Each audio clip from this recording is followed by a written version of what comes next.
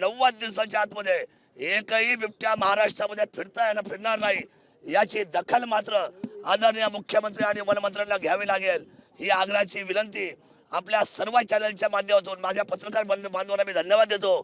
अतिशय संवेदनशील विषयावर हा मुद्दा राज्य पातळीचा आहे आणि राज्य तुम्ही खरं तर त्या ठिकाणी संवेदनशील घोषित करा, आपण त्याला घोषित करा। ज्येष्ठ वन्यजीव अभ्यासक माधव गाडगीळ यांनी सांगितलं आहे की उपद्रव करणाऱ्या बिबट्यांना थेट ठार मारलं पाहिजे। तुमची काय प्रतिक्रिया? मंत्र्यांनी नसबंदी संदर्भात आश्वासन दिलं होतं, त्याचबरोबर ती जी बिबट वस्ती आहे त्या ठिकाणी भिंत बांधण्याचं देखील आश्वासन दिलेलं आहे। यातून काय मार्ग? मी आपल्याला सांगतो, हे मार्ग सगळे फोल झालेले आहेत।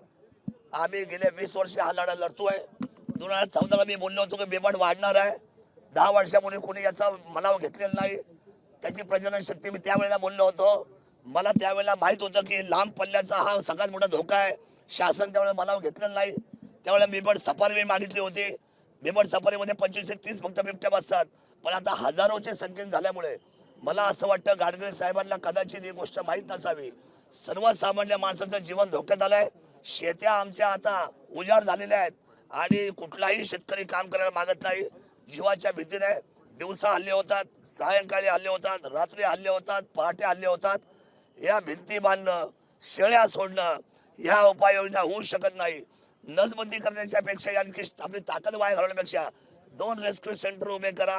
ते दिसतील त्यांचा पाठलाग करा, त्यांना बंदुकीची ती गोळी कोणती बेशुद्ध करण्याची इंजेक्शन मारा आणि त्यांना तातडीने तुम्ही उचला आणि सर्वांना जेरबंद करा। 1000 बिबट एका बाजूला मादी आणि एक बाजूला नर असे तुम्ही वेगळे केले तर तुमचा नसबंदीचा विषय संपून जाईल। काही बिबटे रेस्क्यू सेंटर मध्ये, खासगी रेस्क्यू सेंटर मध्ये सोडण्याचं आश्वासन दिलं होतं।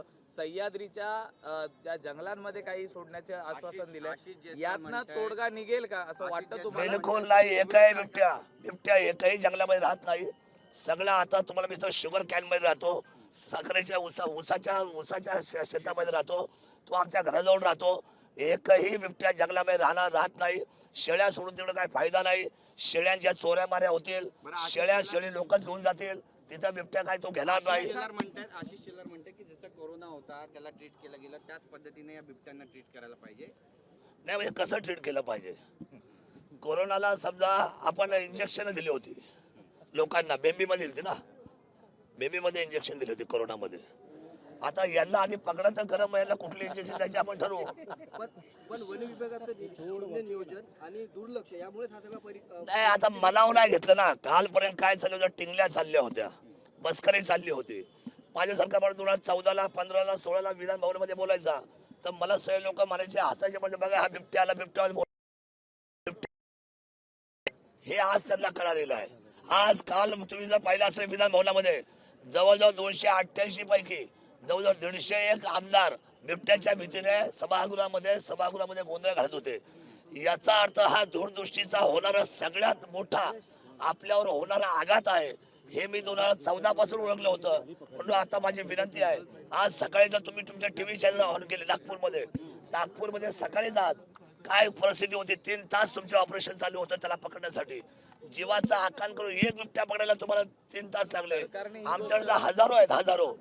सरकारने ही गोष्ट गांभीर्याने घेतली असती तर यापूर्वीच अनेक जे जीव गेलेले आहेत ते वाचले असते। साहेब, वाचले असते जीव।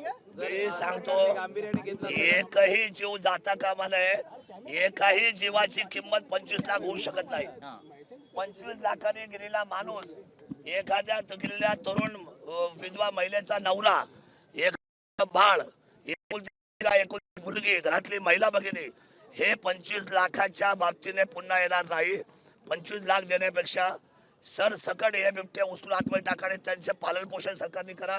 ती जबाबदारी वाईल्ड लाईफची सुद्धा आहे।